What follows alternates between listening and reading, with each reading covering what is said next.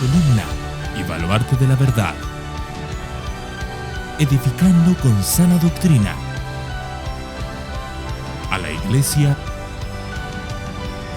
de Cristo.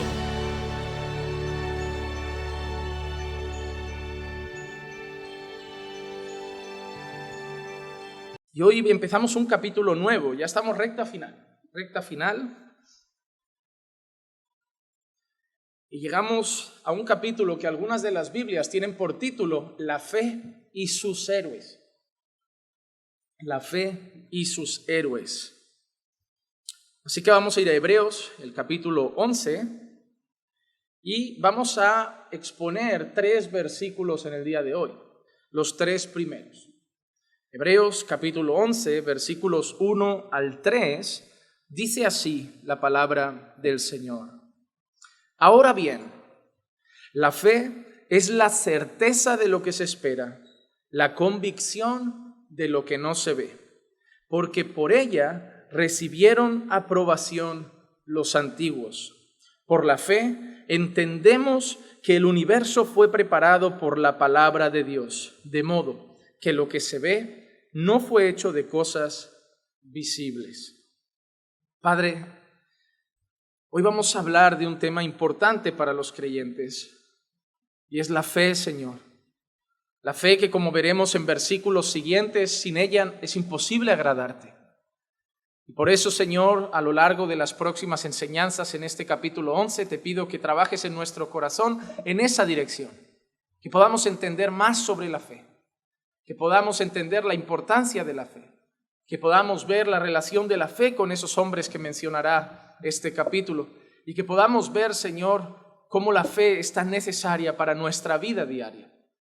Habla a nuestros corazones, Señor. Edifica a tu iglesia, y que tu palabra, Señor, sea arraigada en lo más profundo de nosotros, de manera que afecte a nuestra vida, porque no queremos solo letras vacías en nuestra cabeza, queremos vivir tu palabra. Queremos, Señor, que lo que aprendamos de la fe lo practiquemos y que podamos fortalecernos en la fe día tras día. Así que, Señor, trabaja hoy con nosotros. Te lo pido en el nombre de Jesús. Amén, amén y amén. Cuando nosotros llegamos a Hebreos capítulo 11, es como cuando hay algunos restaurantes o algunos sitios especiales en los Estados Unidos, aquí también, que tienen los típicos murales de la fama. A veces vas a zonas donde les gusta la NBA y ves los típicos restaurantes que están llenos de trofeos, de camisetas firmadas, de jugadores históricos. O si vas, por ejemplo, al Museo del Fútbol Club Barcelona aquí y visitas, vas a ver la historia del Barça, los grandes hombres que han marcado la historia del Fútbol Club Barcelona. Y de eso hay por todo el mundo. Exposiciones de gente que en algunas áreas de su vida marcó la historia. En el deporte, en ciencia, en investigación, en descubrimientos. Y van a marcar la historia por eso. Y sus nombres van a ser recordados por eso. Cuando nosotros llegamos a Hebreos 11, aparecen unos nombres que también son recordados. Y son recordados por una cosa en particular. Hebreos 11 no nos va a hablar de su ropa. Hebreos 11 no nos va a hablar de lo grandes que eran. Hebreos 11 no nos va a hablar de si eran más mayores o más jóvenes, si eran más rápidos o más lentos, si tenían más fuerza o menos fuerza. Hebreos 11 nos va a exponer el muro de la fama de los hombres de fe y de las mujeres de fe. La fe va a ser el tema central de este capítulo y nos hablará de algunos hombres de los que podríamos decir muchas cosas, pero el tema central que veremos es su fe en el momento de la historia de cada uno de ellos. Pero hemos dejado a esos hombres para la semana que viene, para nuestra próxima enseñanza, y así podernos centrar hoy únicamente en una pregunta: ¿qué es la fe? La respuesta nos la va a dar el mismo texto, la va a dar de una manera sencilla, la va a dar de una manera fácil, y sería una enseñanza muy breve, la verdad, si analizamos solo estas palabras. Solo que yo la alargaré un poquito porque aprovecharé ese arranque para tocar otros temas que quería a nivel pastoral sobre la fe. Pero lo primero que yo quiero hacer, y es raro, es decir lo que no es la fe. ¿Qué no es la fe bíblica? ¿Qué no es la fe? Y como me gustan los libros, me gusta leer y me gusta citar gente, voy a traer 4 citas de grandes hombres del diablo. 4 citas de grandes hombres del diablo. Y lo quiero dejar claro porque los nombres que van a aparecer se pueden asustar. Y quiero citar esto para que vean lo que ellos definen como fe y cómo no es lo que la Biblia define como fe. La primera cita es de Kenneth Hagin.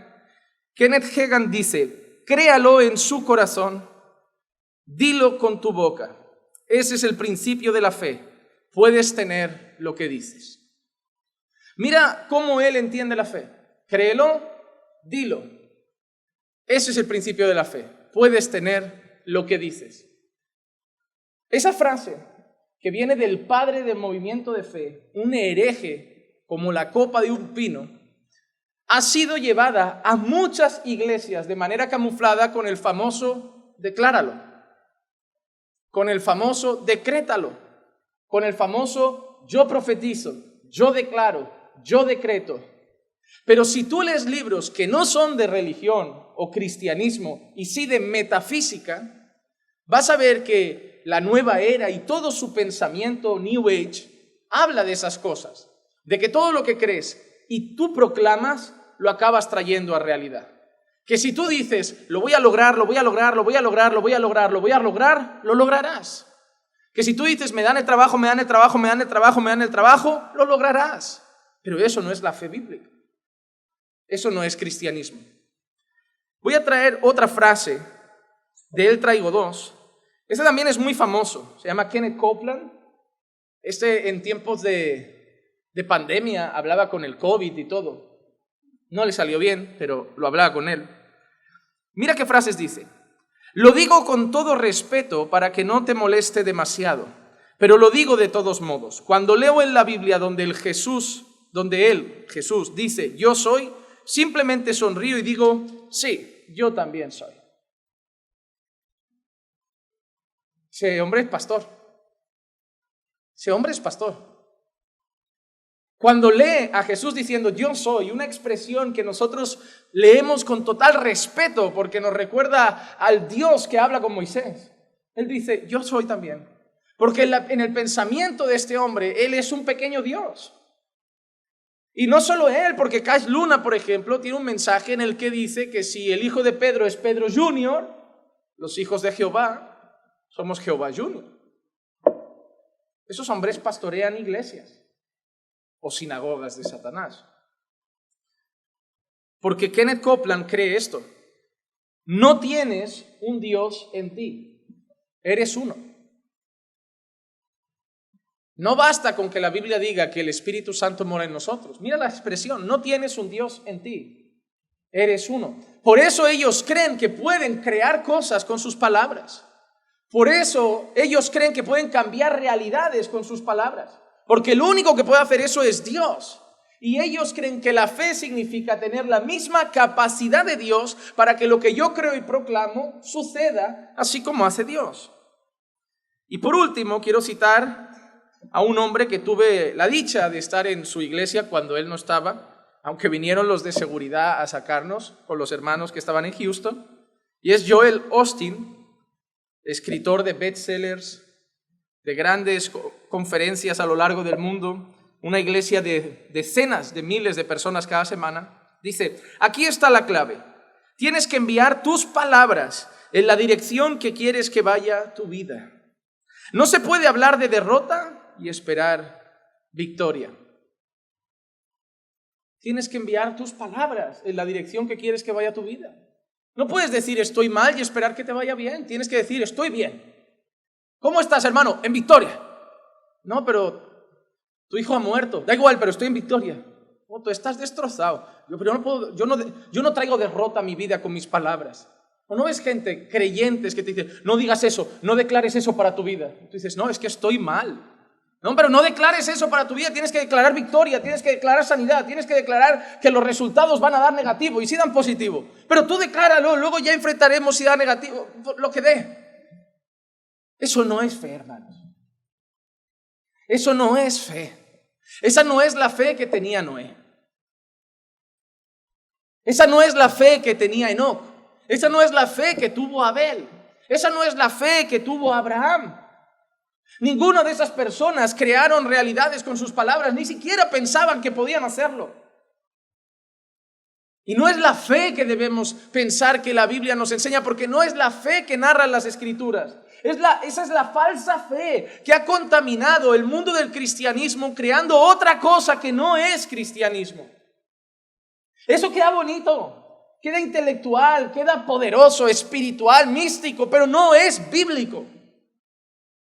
Y a todo el mundo le gusta cómo suena eso, porque vas a sus conferencias hecho trizas, hecho pedazos, roto por tu economía, roto por tu enfermedad, roto por tus cosas familiares, y lo único que hacen es que salgas de la iglesia sintiéndote bien, repitiendo: va a salir bien, va a salir bien, va a salir bien.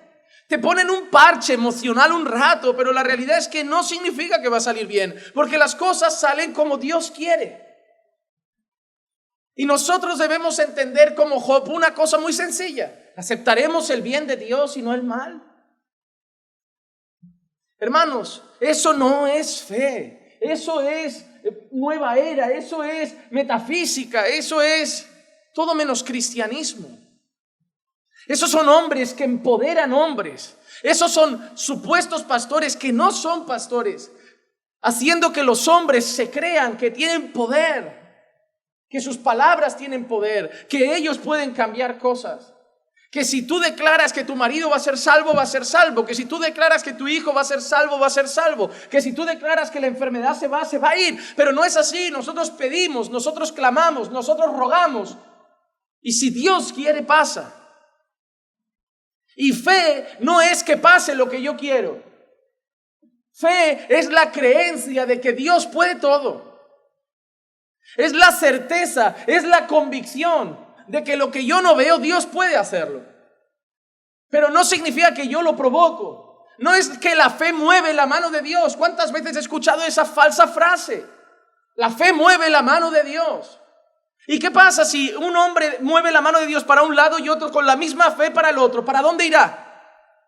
¿Qué pasa si yo tengo un terreno en Barcelona, un huertecito, y no llueve durante tiempo? Y este sábado necesito que llueva porque se está secando la cosecha. Y yo oro con fe para que llueva. No, pues si tú oras con fe, lloverá. Pero ¿qué pasa si en la misma ciudad de Barcelona ese día se casa una pareja, creyentes, que han preparado su boda con mucho cariño y la han preparado en un jardín exterior, y ven que se ponen unas pocas nubes y piden con fe que ese día no llueva para tener su boda bonita? ¿Va a llover o no va a llover? ¿Qué es una competición? ¿Quién haya pedido con más fe gana? ¿O va a pasar lo que Dios quiera que pase?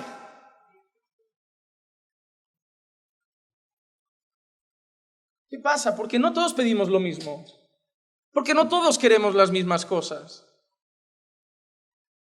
Porque todos descansamos en la soberana, perfecta y buena voluntad de Dios. Y fe es descansar en Él. Es saber que Él sí puede. Es saber que Él tiene el poder. Es saber que Él hace todas las cosas. Y es saber que su voluntad es perfecta. Y descansar que a pesar de que yo pida ciertas cosas, Dios hará las que convienen, no las que yo quiero. Cuando yo recuerdo mis oraciones como creyente desde el principio, yo doy gracias a Dios que algunas no las contestara. Doy gracias. Hermano, yo no sé si tú te paras a analizar eso en algún momento, pero yo pienso en todas las oraciones que yo he hecho y doy gracias a Dios que algunas Dios no respondiera favorablemente. Igual no habría iglesia hoy. Igual no habrían en mi vida ciertas personas que en un momento pensaba que serían un estorbo y ahora son personas que están dentro de mi corazón. Pero Dios no obró conforme yo pedía, obró conforme Él quería. Y qué bueno que Dios no siempre dice sí, aunque uno pida con fe. Eso no es fe lo que nos han dicho estos hombres. Antes de ver lo que la Biblia dice de fe en estos 3 versículos, quiero que veamos de dónde venimos, porque estamos en un libro, no podemos sacar estos versículos completamente de su contexto y aislarlos y hablar solo de la fe, que lo vamos a hacer, pero hay que entender de dónde venimos. Hebreos 10:34 leíamos esto: aceptasteis con gozo el despojo de vuestros bienes, sabiendo que tenéis para vosotros mismos una mejor y más duradera posesión. Recuerdan que los creyentes del capítulo anterior eran hombres y mujeres que habían sufrido persecución. Recuerdan la expresión esa: habéis sido hechos un espectáculo público. Y luego además dice que les habían despojado sus bienes, pero ellos lo habían aceptado con gozo. ¿Por qué? Porque ¿quién acepta con gozo que le quiten su casa? ¿Quién acepta con gozo que le quiten su trabajo, que le quiten su dinero, que lo despidan, que lo dejen en la calle, que lo eche su familia como si fuera cualquier cosa? ¿Quién acepta eso con gozo? Alguien que sabe que lo que pierde es mucho más pequeño que lo que tiene. Hermano, nosotros sufrimos por pérdidas que consideramos grandes en relación con lo que tenemos. Si yo creo que me han quitado algo muy grande, voy a sufrir mucho. Si yo creo que he perdido algo pequeño, voy a sufrir poco. Ejemplo sencillo: si hoy llego a casa y veo que perdí un bolígrafo, no me va a quitar el sueño, porque el bolígrafo tiene un valor para mí muy pequeño. Mañana voy, cojo 30, 40 céntimos en la papelería y me compro otro bolivic azul. Pero si yo llego a casa y he perdido al niño, igual sí pierdo el sueño, o igual no. Igual duermo esa noche como no he dormido en muchas.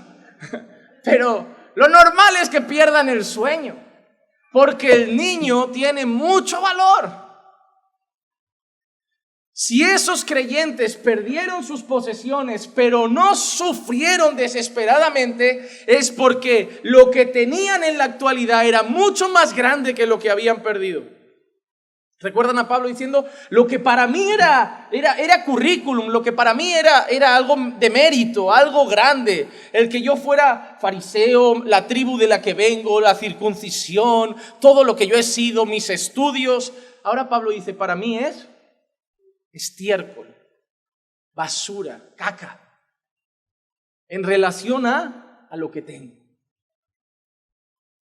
A veces sufres por cosas que pierdes porque todavía no sabes ver las que tienes.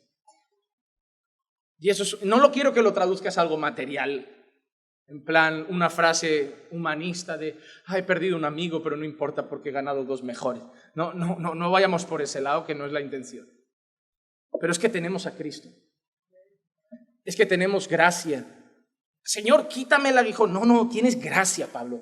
Piensa en lo que tienes. Ya no importa lo que te pone el enemigo, la enfermedad o lo que pierdes, lo que tienes. Te he dado mi gracia, mi salvación. Estos creyentes estuvieron gozosos en medio de esa pérdida porque ellos sabían que tenían para ellos una mejor y más duradera posesión. ¿A qué se refería? A todo lo que habían ganado, a esas promesas y bendiciones espirituales en Cristo. Y luego en el versículo 38 cita esta frase: mas el justo vivirá por la fe. ¿Cómo iban a vivir esos hermanos? ¿Cómo iban a vivir? En medio del dolor, en medio del sufrimiento, en medio de una persecución que parece que no tiene fin. Han perdido sus casas, han perdido su dinero, han perdido su trabajo, no porque sean malos trabajadores, no porque sean perezosos, no porque hayan llegado tarde, porque han dicho: Jesús es el Señor. Su familia le ha dado de lado, algunos en prisiones, y los que no sufren van a las prisiones a compadecerse de los que sufren.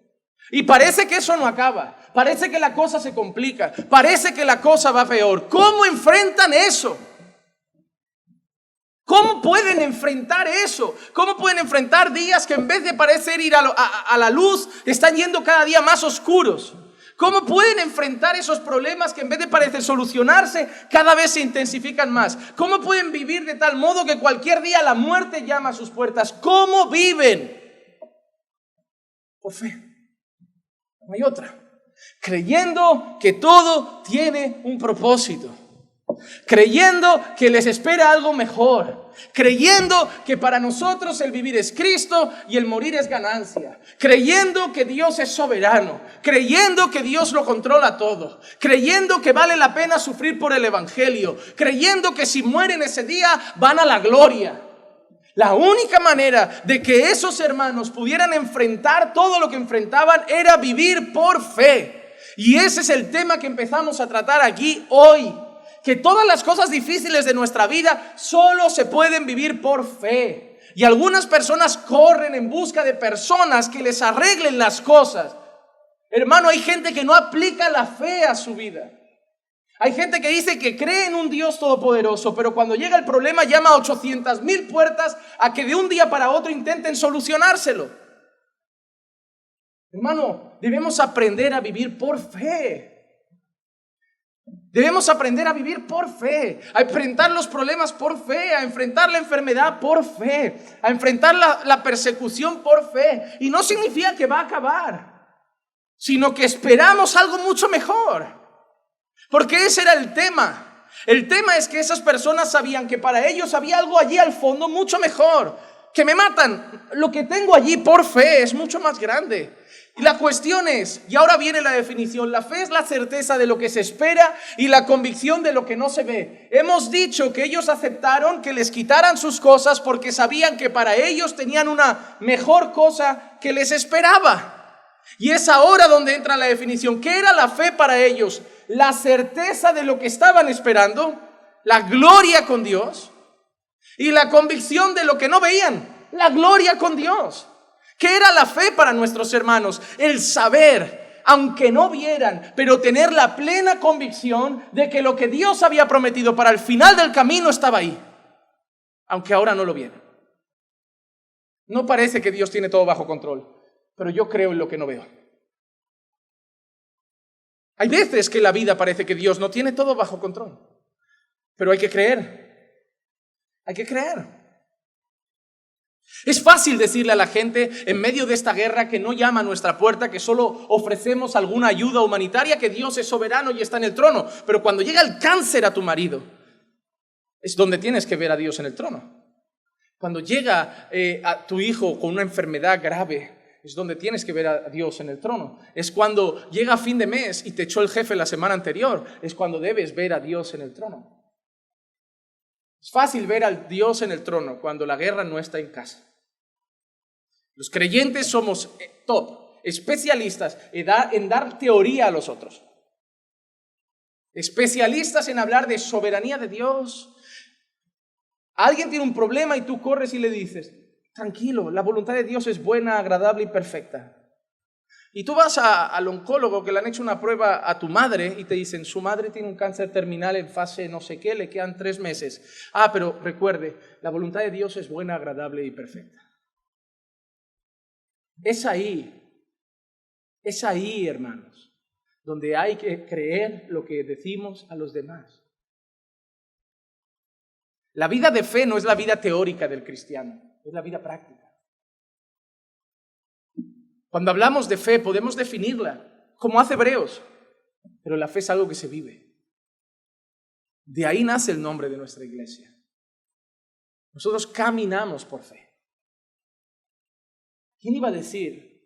Y lo veíamos el otro día hablando con Clicia, que cuando éramos 2 personas en el salón de casa, hoy la cosa estaría así un martes. Pero creíamos lo que Dios iba a hacer.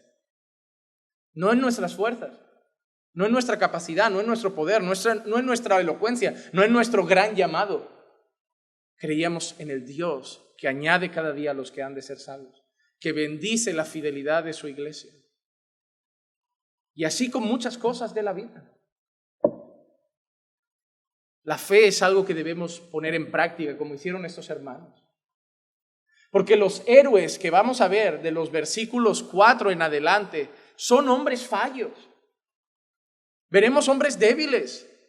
Habrá frases que dirán: por la fe Noé. Y tú dirás: a ver, Noé, justo después del diluvio, no actuó muy fino. Se emborracha, se lía una, acaba un hijo maldito. Ya, pero no estamos hablando de sus debilidades. Era un hombre de fe. Y eso nos enseñará una cosa: que los hombres de fe no son superhéroes que no pecaban. Que los hombres de fe eran hombres normales. Porque la Biblia hablará de hombres de los que no hice casi nada. La semana que viene veremos a Enoc. Por la fe, Enoc. Un par de versículos en toda la Biblia de Enoc, que caminó con Dios y Dios se lo llevó. ¿Qué nos quiere decir entonces el texto? Oye, dinos cómo Enoc manifestó su fe. Caminó con Dios, eso es fe. Vivió cerca de Dios, vivió andando con Dios, vivió creyendo a Dios. Eso es fe. Era un hombre normal que tenía una relación normal con Dios. Eso es fe. El creer a Dios. El creer a Dios. Así que de ahí venimos. Y los primeros 3 versículos nos definen lo que es la fe de esta manera. La fe es la certeza de lo que se espera y la convicción de lo que no se ve. Son 2 palabras que involucra fe: certeza y convicción. Pero mira los hijos de Satanás que hemos nombrado antes, usan ese versículo para decir que la fe es la certeza de lo que se espera y la convicción de lo que no se ve, pero sacado de su contexto, ellos te lo explican de esa manera.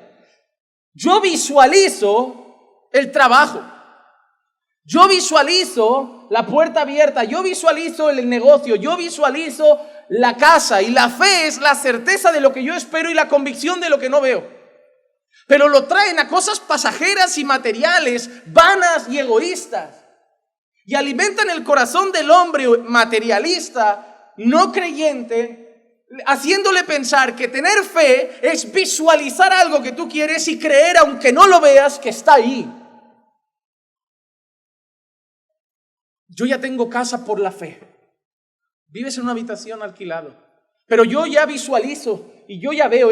La fe es la certeza de lo que se espera y la convicción de lo que no se ve. Estaban hablando de las promesas de gloria eterna, no de lo que tu vientre humano quiere en esta tierra. Mi móvil está hecho polvo, entonces voy a aplicar fe. Yo visualizo un iPhone 13 Pro Max Ultra Mega.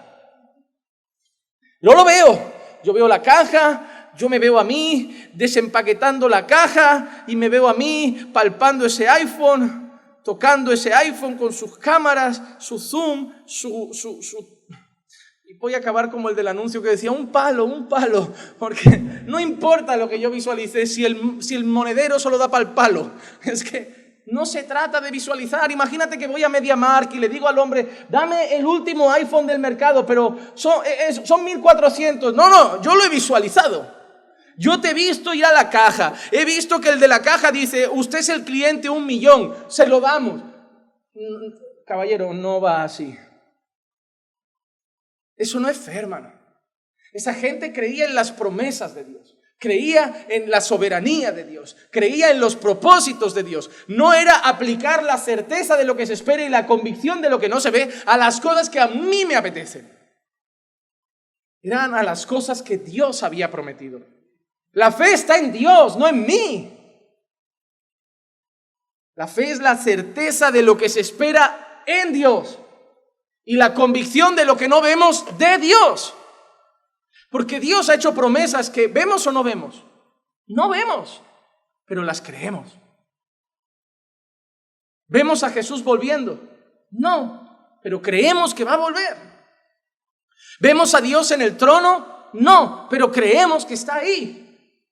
¿Vemos la eternidad gloriosa que nos espera? No, pero creemos que está ahí. No lo veo, pero tengo la certeza y la convicción de que lo voy a vivir en Dios. Porque la fe no está en mí, está en Dios. Y eso es lo que es la garantía de que aunque yo no lo vea, estará ahí. El versículo 2 dice, porque por ella recibieron aprobación los antiguos. Y eso luego estará unido a todas las otras cosas que va a mencionar el autor de los hombres de fe. ¿Qué es lo que recibió aprobación de Noé? Lo bonita que le quedó el arca. El buen trabajo de carpintería que hizo. Que creyó lo que Dios había hecho y se puso a trabajar. Que no cuestionó, seguro, no veo esto claro. Se puso a trabajar, creyó en lo que Dios dijo, no caía ni una gota. ¿Qué es lo que agradó a Dios de Abraham? Que mintiera cuando se encuentra con unos hombres diciendo que su mujer es su hermana, que se vistiera bonito y elegante, que fuera un hombre simpático con su sobrino. No, que cuando Dios dijo sal, que te haré una nación grande, lo creyó y se fue. ¿Quién deja su casa sin cuestionar algo? Vosotros habéis venido de otros países y algunos pensáis en volver, otros no vais a volver, y otros el gran dilema es esa decisión.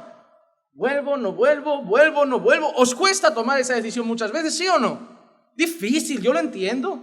Yo soy de aquí, no tengo que tomarla, pero entiendo cómo debe ser tomar esa decisión entre ¿será que Dios me ha traído aquí o será que tengo que volver allí? Allí echo de menos la familia, pero aquí tengo otras cosas que allí no tengo. ¿Qué pasará cuando vuelva allí? Ya no esté mamá y papá, ¿valdrá la pena el resto? Un montón de cosas. Pues tenemos a un hombre que tenía su casa, tenía su tierra, tenía su negocio, tenía su vida montada, no era 20 años lo que él tenía, así que tenía una vida estructurada y el Señor le dice, arranca con todo y vete. Y ese hombre no dice, voy a orar, voy a pedir una señal, voy a pedir una respuesta, voy a pedir una, no sé, como algunos creyentes dicen, voy a pedir una confirmación a Dios. Yo cuando me dicen eso digo, ¿qué confirmaciones pedís vosotros? Que el cielo se abra, que baje una paloma, que te susurre al oído. ¿Qué es lo de una confirmación? Luego llega cualquier energúmeno y te dice, oye, ¿no vas a volver a tu país? Eso era la confirmación. ¿Y si fue el diablo? ¿Qué confirmas? Yo no entiendo lo de las confirmaciones, pero me va bien. Cada uno vive la fe a su manera. Tú confírmate, yo no. Yo hago otras cosas. Pero, hermano, estos hombres no titubearon, no dudaron. Lo que les propuso Dios era algo fácil. No, ponte a hacer un arca que viene un diluvio. No es fácil. Sal de tu tierra y de tu parentela, ve donde yo te mostraré, haré de ti una gran nación. No es fácil. Dejar tu vida a un lado y empezar el propósito de Dios no es fácil. Pero la pregunta es, ¿cuestionaron a Dios? ¿Sabes lo que es la fe? La fe es que si Dios dice derecha, tú ni te planteas la opción de la izquierda. Si Dios ha dicho derecha, es derecha. La fe es que si Dios dice sométete a tu marido como al Señor, tú no lo cuestionas. Bueno, hay casos y esto y aquello. No, si Dios dice derecha, es derecha. Fe es obedecer lo que Dios ha dicho. Fe es que si Dios dice honra a tu padre y a tu madre para que te vaya bien y tal, porque este es el primer mandamiento con promesa, voy a honrar a mi padre y a mi madre, no me importa. Si a veces se equivocan, si a veces son torpes, si no son los mejores, yo voy a creerle a Dios y sé que me irá bien. Dios lo ha dicho. Fe no son mis cosas. Fe es creer las cosas de Dios. Y es la fe lo que los hombres y mujeres que va a nombrar luego el autor los llevaron, como dice aquí, a ser aprobados. No fueron aprobados porque fueron buenos. No fueron aprobados porque trabajaron más. Fueron aprobados porque creyeron a Dios. Hermano, ¿tú quieres agradar a Dios? No se trata de hacer mucho. Hay hermanos que caen en el activismo, que se involucran en 800.000 actividades de la iglesia y creen que eso agrada más a Dios, que están en el evangelismo, limpian la iglesia, hacen esto, hacen eso. No digo que esté mal hacer las dos cosas, pero hay gente que cree que hacer muchas cosas es ser mejor creyente. Cuidado con el activismo, porque a veces hay gente que pasa haciendo muchas cosas para Dios y pasa poco tiempo con Dios. Y fe es estar con Él. Hay gente que la única manera de mantenerse firme es haciendo muchas cosas para no tener tiempo de estar solo y desviarse. Esta gente fue aprobada por Dios porque le creyeron a Dios. Yo no tengo que hacer muchas cosas en la vida. ¿Sabes cuál tengo que hacer? Yo tengo que ser pastor y predicar el evangelio, porque es lo que Dios me mandó a hacer y yo le creo. Y yo le creo. Y el mundo me sopla 1000 ideas para desviarme de los propósitos. Pero yo sé lo que tengo que hacer, lo que Dios me mandó a hacer, y lo voy a hacer.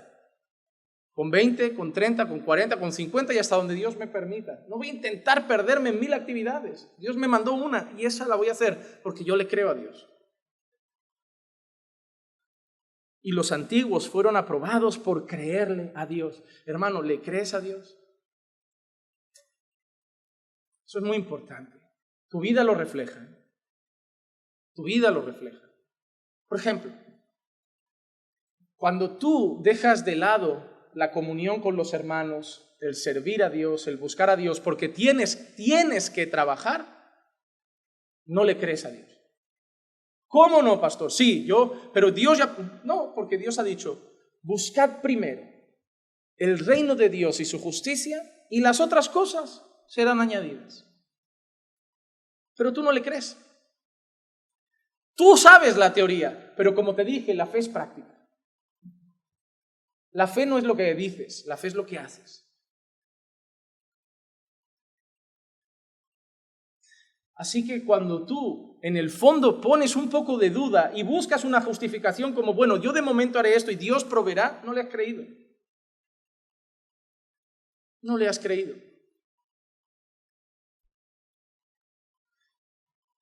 Hermano, cree a Dios. Empieza a creer a Dios de verdad. No digo hablar de Dios, no digo escribir de Dios, no digo publicar en Facebook de Dios, ni en WhatsApp de Dios. Te digo, empieza a creer a Dios de verdad. Porque creer a Dios significa que vas a obedecer a Dios. Porque vas a creer que si Él ha dicho que así se hacen las cosas y así serás bienaventurado, lo harás. ¿Cuántos de aquí, que levanten la mano con gozo si quieren? ¿Cuántos de aquí quieren ser bienaventurados? Significa muy dichosos. ¿No queréis el resto? Yo quiero ser muy dichoso. ¿Qué pasa con el varón que no anduvo en consejo de malos, que no se sienta en silla de escarnecedores, sino que medita en la ley del Señor de día y de noche? Ese hombre va a ser bienaventurado en todo lo que haga. Como un árbol plantado junto a corrientes de agua, que da su fruto a su tiempo y su hoja no cae, y todo lo que hace prospera. ¿Cómo sé que le creo a Dios? No voy a andar con malas compañías, no me voy a sentar en la mesa de los escarnecedores y voy a meditar en la ley del Señor todos los días y la voy a aplicar para que todo lo que haga sea algo que traiga dicha a mi vida. No es que la vida va a ser fácil, pero voy a ser dichoso. Cuando tú no haces eso, andas con compañías inadecuadas, te sientas en mesas en conversaciones inapropiadas y dejas de lado la meditación en la escritura de noche y de día, no vas a ser dichoso. La única diferencia entre el cristianismo que viven unos y otros es la fe. Que unos tienen la misma Biblia que los otros, pero otros la han creído de verdad y la quieren practicar. Si tú no estás viviendo plenamente las palabras de Dios, es por dos motivos. Uno, o no amas a Dios sobre todas las cosas, o no crees a Dios. Porque si amas a Dios sobre todas las cosas y crees en Dios, vas a vivir su palabra porque quieres vivir también sus promesas. Es así. Mira el versículo 3. Por la fe entendemos que el universo fue preparado por la palabra de Dios, de modo que lo que se ve no fue hecho de cosas visibles. Eso está relacionado con la primera frase. Nosotros vimos la creación. La hemos visto. Estábamos allí. Igual alguien muy mayor de nuestra iglesia sí, pero yo no estaba. No estábamos en la creación, ¿verdad? ¿Qué le dice el mundo a nuestros hijos? Big Bang.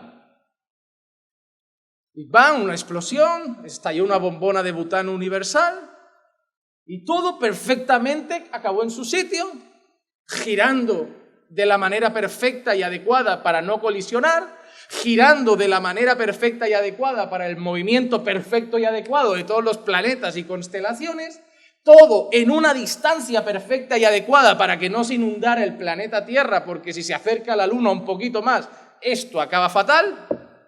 Pero esto fue todo, oye, casualidad. Casualidad. Es como si revienta una bombona de butano en mi casa y llegas tú y está todo en su sitio. Tú dices, casualidad, ¿eh? ¡Qué explosión más chula! Pero no acaba ahí. Además de eso, pues había una bacteria en el agua, tipo un renacuajo, que por casualidad andaba por ahí, ese renacuajo, que se empezó a cansar del agua y sale del agua. Y ese renacuajo se le cae la colita, empieza a andar, sube más, se sube a un árbol, se vuelve un mono y ahí todo llega hasta ti y a mí y nuestros abuelos. Por casualidad. Eso, hermano, te voy a ser sincero, eso requiere más fe que haya luz. Eso requiere más fe. O sea, a mí me cuesta más ser ateo que creyente. A mí creer a Darwin me cuesta más que creer a Dios.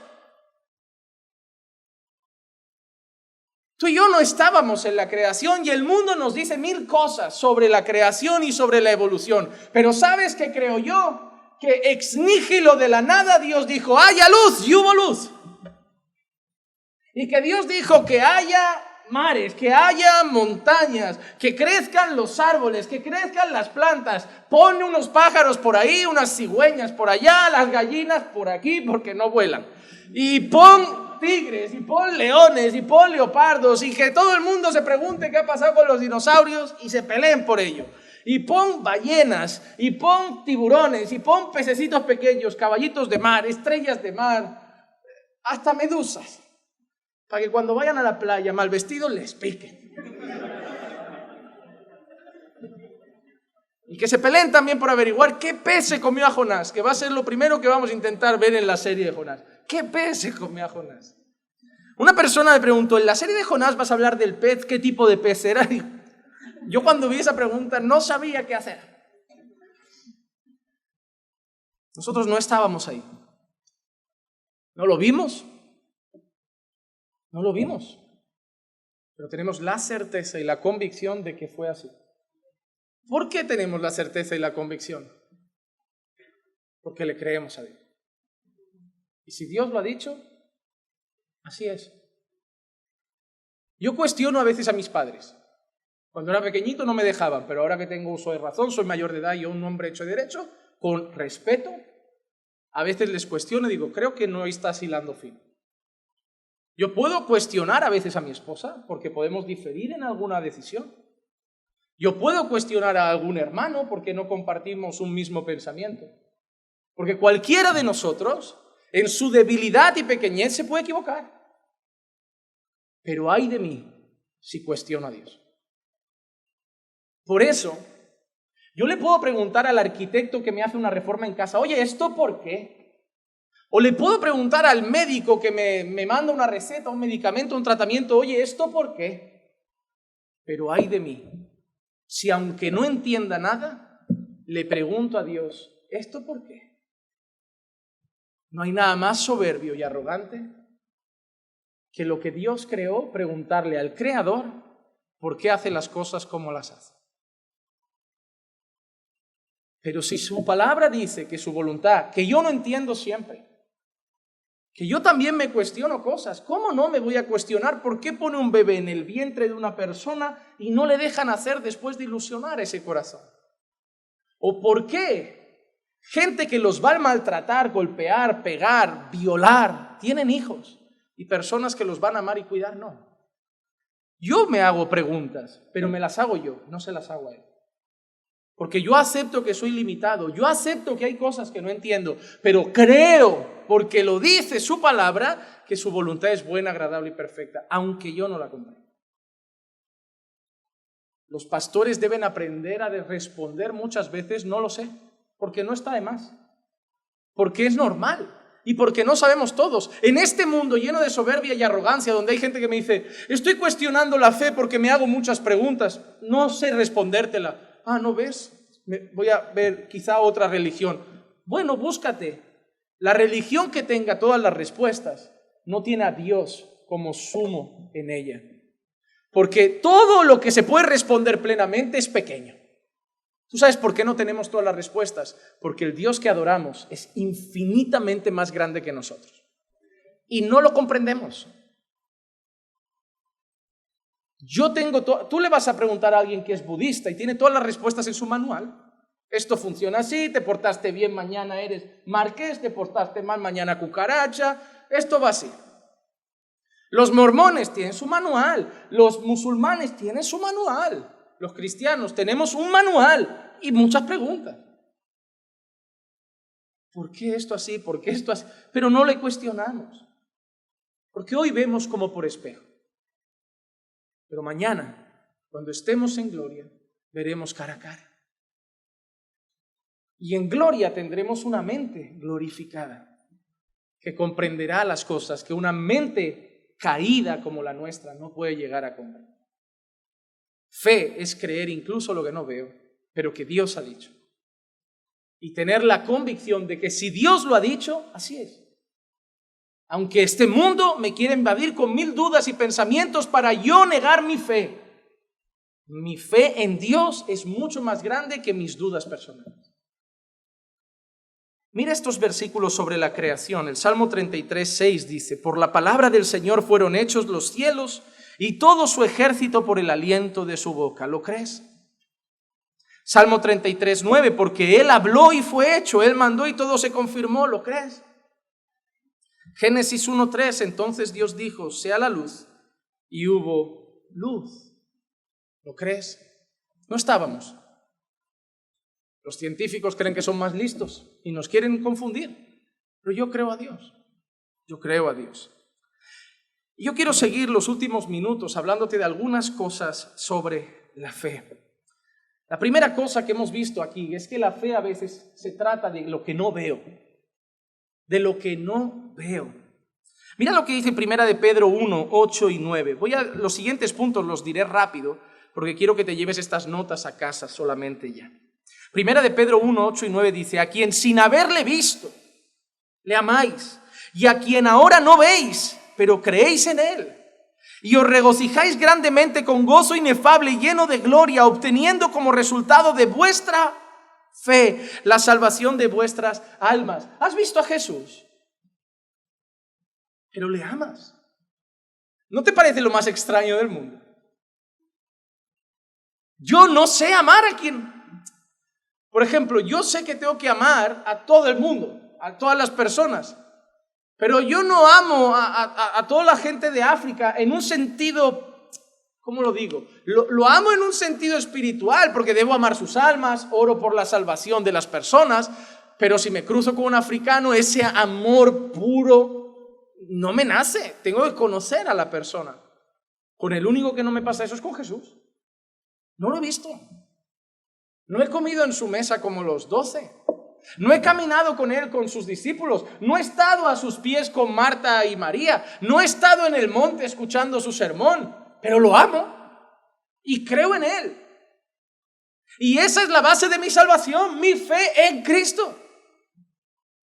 Tu salvación radica en tu fe en Cristo. En tu fe en él. Somos salvos por gracia mediante la fe. Porque somos justificados mediante la fe.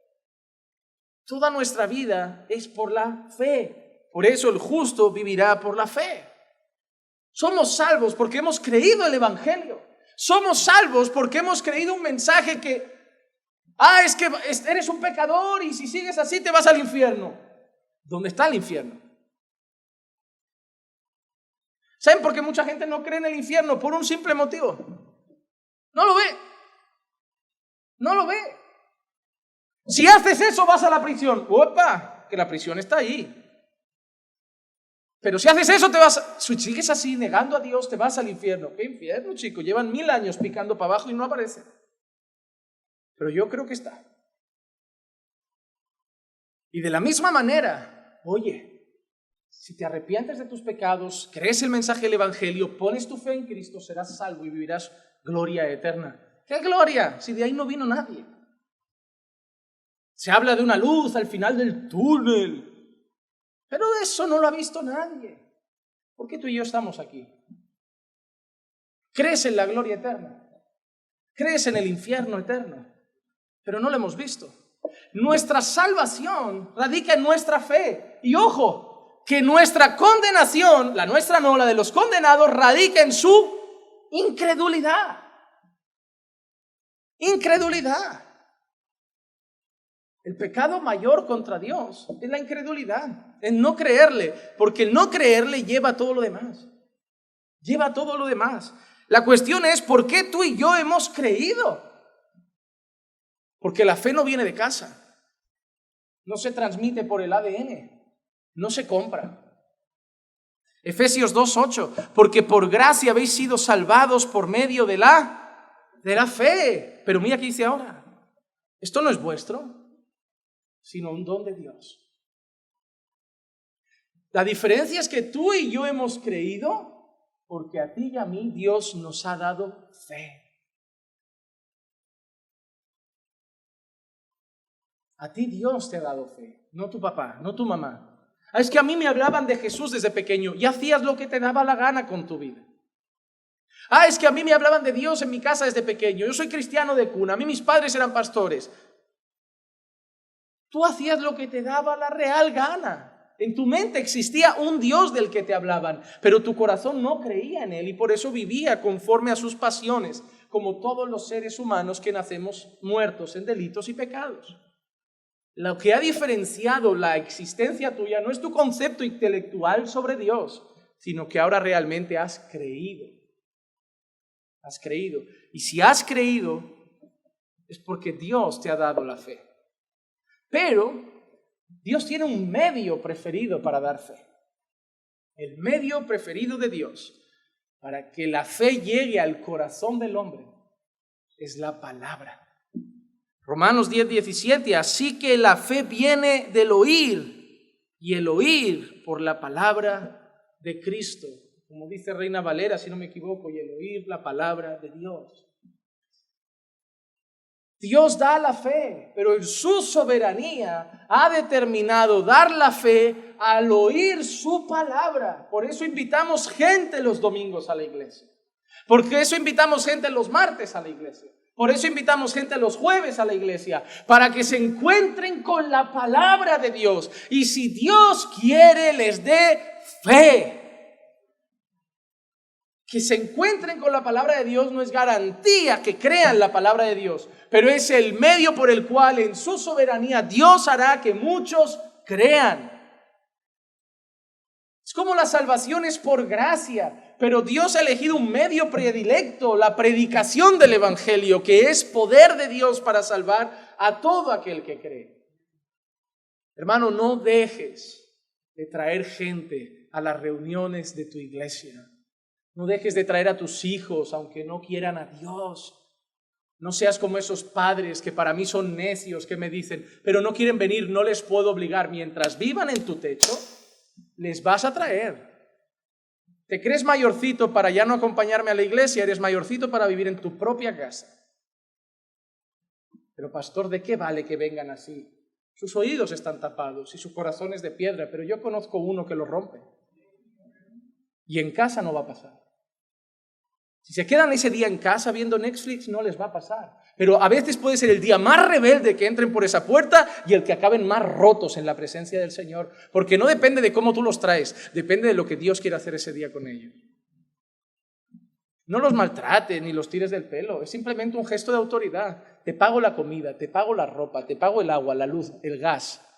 Vienes a la iglesia, vives en mi casa, son mis normas. ¿Qué te crees? ¿Que esto es un hotel? No, hermano, están perdiendo toda la autoridad que Dios les ha dado. Absolutamente toda. Han querido ser amigos de sus hijos y como un juez español dice que a mí me encanta, el problema de volverse amigos de tus hijos es que los dejas huérfanos porque tus hijos ya tienen amigos pero necesitan un padre. Ya tienen amigos, ya tienen colegas. Puede ser un padre cercano, puede ser un padre que los conoce, un padre con el que tienen confianza, pero no un amigo, eres su padre. Y tienen que aprender a respetarlo. A los amigos no, el amigo le dice, oye, ves allí, voy si quiero, pero al padre le dice, ves allí y va. Y si hay que traerlos a la iglesia, vienen, tranquilo, que vengan con mala cara. Yo ya sé cómo me miran los jóvenes muchas veces mientras predico. Se me duermen, miran el techo, miran al lado, no me importa, no me importa, en casa ¿qué van a hacer? ¿Fumarse un cigarro a escondidas? ¿Pegarse a beber un par de cervezas mientras papá no viene? ¿Ver vídeos inapropiados por internet cuando no hay supervisión? No, mientras vivan en tu techo tú vas a supervisar todo, es como tú vas a pecar fuera de casa. Cuando los padres admiten que el hijo pueda pecar dentro es un problema. Hermano, tú no puedes volver creyente a tu hijo. pero tú puedes obligarle que en casa viva como uno. Luego ya es su responsabilidad. Pero en tu casa sois creyentes, tu hijo va a vivir como uno. Hermanos, sé que es difícil, pero es vuestro deber. Tenéis pocos años para enderezar a esos niños. Si sois un poco flexibles, así como dejaditos, desperdiciáis tiempo. Y yo sé que a veces duele porque esa rigidez, que puede ser acompañada de amor, va a hacer que tu hijo, como no tiene tanta libertad como sus amigos, se enfade. Mañana te dará las gracias. Yo también le he dicho a mi padre, te odio, en cuanto te hagas mayor te meto en un asilo. Y luego también le he abrazado y le he dicho, oye, gracias. Que mis primos acabaron de aquella manera y yo no. Y no fue porque yo no iba por el mismo camino, fue porque tú no me dejaste tomar el camino. No seas amigo de tus hijos. Sé su padre, sé su madre. Aunque hoy te digan, no te aguanto, no te soporto y den un portazo, mañana te darán gracias. Eso es lo importante. Eso es lo importante. Esta fe que viene solo de Dios y que Dios usa la palabra para traerla, es una fe además que afecta a nuestra vida. Por eso he dicho que la fe es práctica, en el sentido de que la fe no se queda en el libro, la fe llega a los pies, al corazón, a la mente, vivimos por fe. Segunda de Corintios 5, 2 al 7 dice, pues en verdad en esta morada gemimos. ¿En qué morada? Aquí gemimos. O tú no gimes, o tú no estás cansado ya. ¿O no te duele ver cómo va el mundo y tú ahí en medio, cada día más descolocado? ¿O no te duele que hasta con tu propia familia de sangre ya te sientes fuera de casa? En el colegio un bicho raro, en el trabajo un bicho raro, con tus seres queridos un bicho raro. Guerra por allí, tráfico por allá, injusticia por allá, sube la gasolina que ni se puede conducir. Ya la gente, el domingo va a haber más aparcamiento porque no hay para llenar el combustible, vamos a tener que venir todos andando. El mundo está de mal en peor. Las noticias solo hablan de violaciones, secuestros, cártel de droga por aquí, sicarios por allá, violaciones, trata de blancas, maltrato infantil, violación infantil, prostitución infantil. Y tú ves esto y gimes, como, yo no quiero, no disfruto ya el mundo. Estoy feliz en Cristo, pero no estoy feliz en el mundo. Hermano, yo estoy llegando a un punto en mi vida, y no sé si es raro o a ti también te pasa, que este mundo no me trae placer. Y lo busco, pero más allá de lo que hago en Dios, no lo encuentro. Veo la tele y ya a veces veo brillo, ni miro el contenido porque es que no encuentro nada que me guste. Si ponen la radio, ninguna canción vale la pena. Si sales a la calle, hoy el Día Internacional de la Costilla, la que lían. Hermano, en serio te lo digo. ¿Qué placer sentimos ya en este mundo? Si a eso le sumamos nuestras propias luchas, el querer vivir en santidad y fallar, el querer agradar a Dios y fallar, todo eso hace que gimamos. Hace que gimamos. Y es que parece que el médico va a decir cáncer terminal y tú vas a darle las gracias. Gracias, porque suicidarse era pecado, pero esto es casi ya una ayuda. En serio te lo digo, porque más allá de lo que podamos hacer para Dios en esta tierra, ¿qué nos queda? Anhelamos la gloria eterna. Anhelando, mira qué dice, anhelando ser vestidos con nuestra habitación celestial. Qué expresión más bonita, Nuestra habitación celestial. Y una vez vestidos, no seremos hallados desnudos, porque asimismo, los que estamos en esta tienda gemimos. Mira qué palabra usa, agobiados. Pues no queremos ser desvestidos, sino vestidos, para que lo mortal sea absorbido por la vida. Y el que nos preparó para esto mismo es Dios, quien nos dio el Espíritu como garantía. Esa es la expresión muy parecida a la que usa en Efesios, cuando dice que es el sello, la garantía de nuestra herencia. Mira lo que dice. Por tanto, animados siempre. Acaba de decir antes que gemimos, agobiados, pero a la vez animados siempre. Porque en cuanto al mundo hay un agobio, pero en cuanto a las promesas de Dios hay ánimo. Animados siempre y sabiendo que mientras habitamos en el cuerpo estamos ausentes del Señor, porque por fe andamos, no por vista. ¿Por qué encontramos ánimo en un mundo que trae agobio a nuestro espíritu? Por la promesa de saber que ahora estamos ausentes, pero un día estaremos presentes en nuestra habitación celestial. Y en medio de todo el agobio que causa esta vida espiritual en un mundo caído, encontramos el ánimo por la fe en las promesas de Dios. Si no consigues encontrar el gozo en tu vida cristiana es porque todavía no crees en Dios lo suficiente. Santiago 2:17, así también la fe por sí misma, si no tiene obras, está muerta. Cuando hemos tenido esa fe que viene de Dios, esa fe por la cual caminamos, no solamente tenemos ánimo, también obediencia. También obediencia. Porque tú crees la palabra de Dios. ¿La crees? La Biblia dice que sin santidad nadie verá a Dios. ¿Lo crees? Aunque la Biblia diga que la salvación es por gracia, ¿crees que también dice que sin santidad nadie verá a Dios? Eso sí lo crees, te debe llevar a la obediencia. Quien no vive en obediencia es porque no cree eso. Es así de sencillo. La fe marca la diferencia.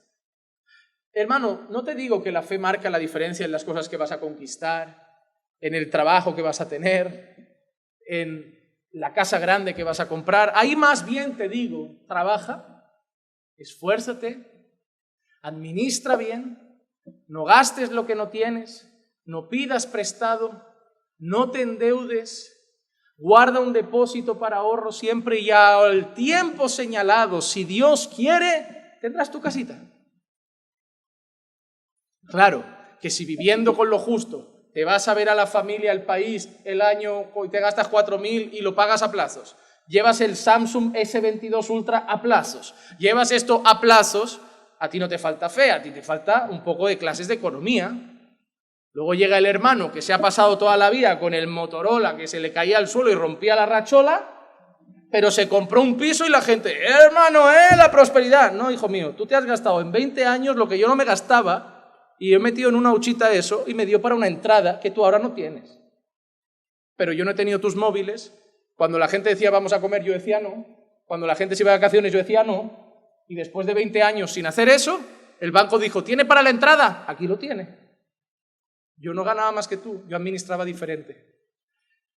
Hermano, Dios me conceda dar alguna clase que creo que en esta iglesia hace falta. Porque yo sé que la economía de ustedes no es tan mala, pero la administración es terrible en algunas familias.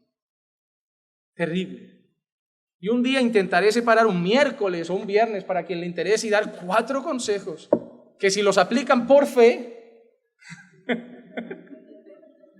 igual para un Ibiza nos llega. Hermano, a veces una mala administración hace mucho. Yo he visto gente que tiene su hipotequita y su coche ganando 1.200 cada uno y gente que gana casi 2.000 y no tiene. Así que, hermanos, una cosa importante. Si yo creo lo que dice la Biblia, lo voy a vivir. Si no lo creo, no lo voy a vivir. A veces creemos que es rebeldía, que simplemente es dejadez, pero la mayoría de veces es falta de fe. Es falta de fe. Pero la fe no afecta solo a nuestras vidas. Digo unas cosas rápido y ya nos vamos. La fe también afecta a nuestras oraciones. Hermano, hay gente que no ora porque no tiene fe. Yo sé que hay gente que no ora por pereza. Yo sé que hay gente que no ora porque su carne no le pide oración. Pero estoy convencido que hay muchos que no oran, sobre todo porque no creen en lo que pasa cuando se ora.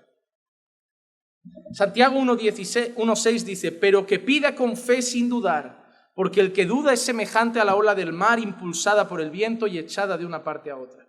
Se puede pedir dudando. Mira lo que dice, que pida con fe sin dudar.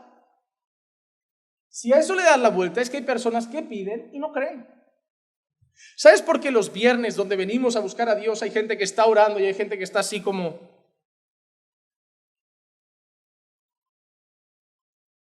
Y es triste, ¿no? Porque miras el reloj y han pasado 30 segundos. Y tu agobio ese que decía la Escritura es por la oración. Pero ¿sabes por qué? Porque no crees que si oras, Dios escucha.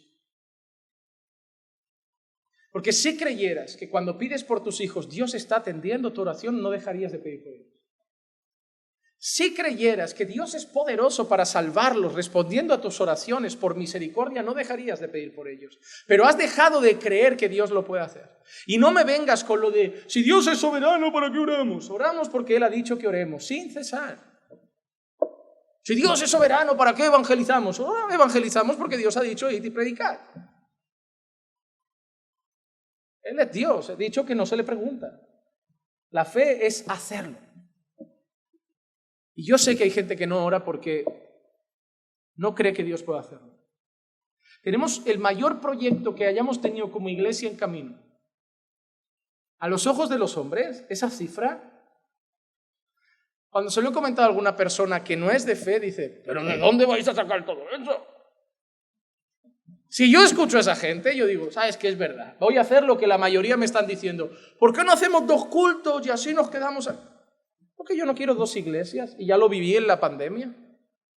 Porque yo no quiero estar viendo a unos hermanos el domingo, a otros el otro, los pastores turnándonos, grupos que dejan de verse prácticamente porque congregan en horarios diferentes. ¿Por qué no quiero eso?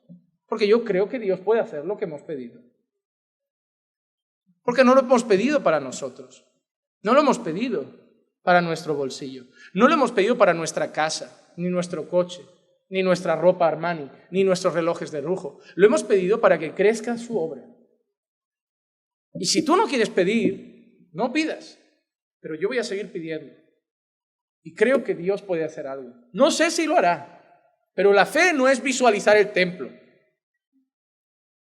La fe es creer que Dios es poderoso para proveer. Porque ¿quién visualizaba un arca?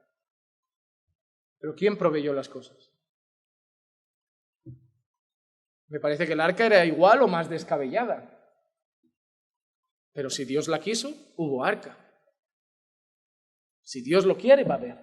No sé qué corazón tocará. No sé si se va a convertir Messi o lo que va a pasar. Pero que Dios pueda hacerlo, yo lo creo. Y por eso le pido. Y por eso le pido que salve a mi madre. Y por eso le pido que salve a mi padre. Y por eso le pido que salve a mi hermano. ¿Quieren algo de Dios? No. ¿Mis argumentos les van a convencer? No. ¿Veo el mínimo indicio de que su corazón quiera creer? No. Pero le voy a pedir cada día. Aunque sea 1 minuto. Porque Él puede hacerlo. Yo lo creo. No se trata de que lo declare, ¿eh? Se trata de que descanso en que Él sí puede. Y si quiere, lo hará. Y no le cuestiono ni cuándo, ni por qué no, ni por qué sí, ni por qué yo y por qué yo. No debato. Yo digo, Señor, tú puedes romper sus corazones. Puedes salvar sus almas. Y tú sabes que mi anhelo es ver a mi padre, mi hermana, mi cuñado, mi sobrina, cantándote alabanzas un domingo. Yo voy a pedir. Porque aunque pasen años de mi fe y ellos no den un pasito, mientras su corazón late, Dios puede. Y yo pido. Yo creo que hay gente que no ora porque no cree. Porque se dobla de rodillas, va a las reuniones de oración como para hacer apoyo moral con el que sí ora, pero no creen. No creen. Pero esta fe es mucho más grande, que solo no afecta a nuestra vida, no afecta solo a nuestras oraciones, sino que algo precioso es esto. Nuestra fe vence al mundo. Primera de Juan 5:4, lo veremos más desarrollado, pero porque todo lo que es nacido de Dios vence al mundo, y esta es la victoria que ha vencido al mundo. Nuestra fe. La palabra mundo no significa que vencemos a Rusia ni Ucrania, no vencemos a los Estados Unidos ni a nuestros enemigos, vencemos el mundanismo. El pecado no nos vence porque creemos en las promesas de Dios. Las tentaciones no nos hacen sucumbir porque creemos las promesas de Dios. Y conseguimos vivir una vida creciente en santidad en un mundo oscuro y lascivo porque creemos que el que empezó en nosotros la buena obra la va a perfeccionar. Y nuestra fe vence al mundo. Y además nuestra fe afecta al corazón. Romanos 15:13. Y el Dios de la esperanza os llene de todo gozo y paz en Él creer. Gozo y paz en Él creer, para que abundéis en esperanza por el poder del Espíritu Santo. Solo dos cosas. ¿Qué pasa si no tengo esa fe? Juan Manuel, no tengo esa fe. No tengo esa fe. Me queda claro, por lo que has dicho de las oraciones, por lo que has dicho de esto, por lo que has dicho esto, yo no tengo esa fe. Pídela a Dios. ¿Quién hemos dicho que es la fuente? Lucas 17:5, y los apóstoles dijeron al Señor, aumentanos la fe.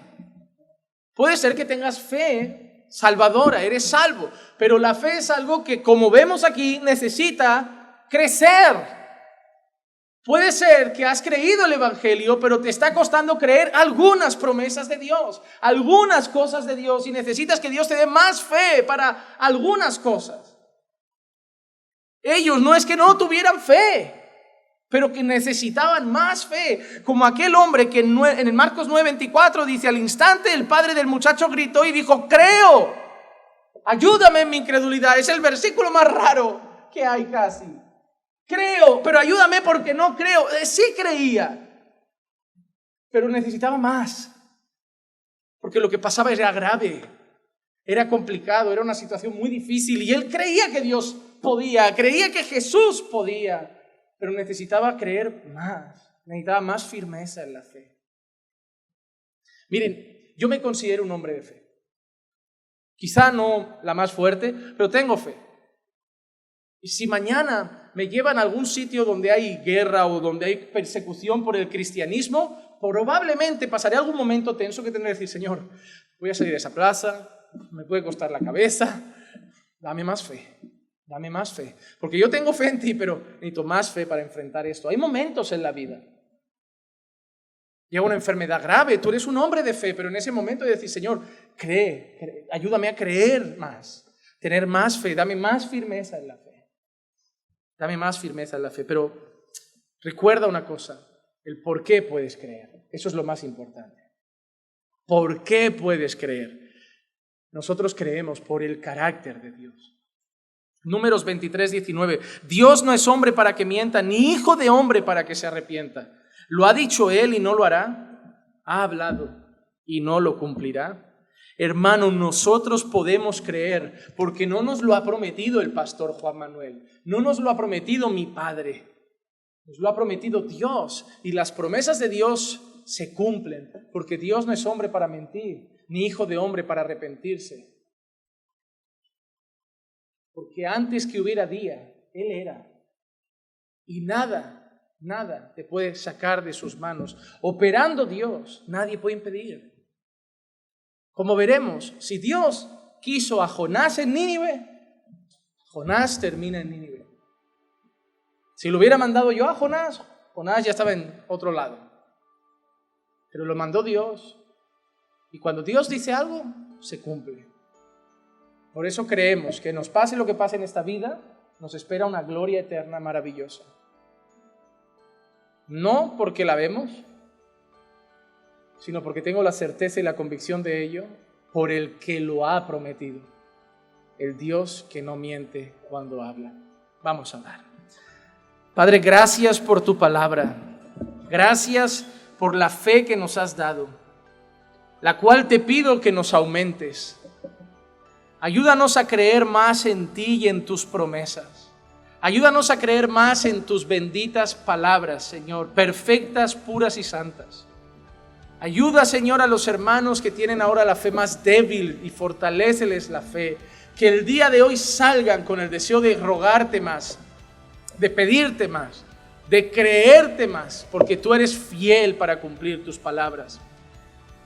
Señor, que la palabra que hoy hemos mandado a sus oídos, que tú puedas traer convicción de ella a sus corazones y que la puedan creer por la fe, creyendo que es palabra de Dios y no de hombres. Bendice, Señor, la vida de mis hermanos. Cuídalos de vuelta a sus casas. Guárdalos y dales esta noche una noche de paz y descanso. Te lo pido en el nombre de Jesús. Amén, amén y amén. Estamos bendecidos.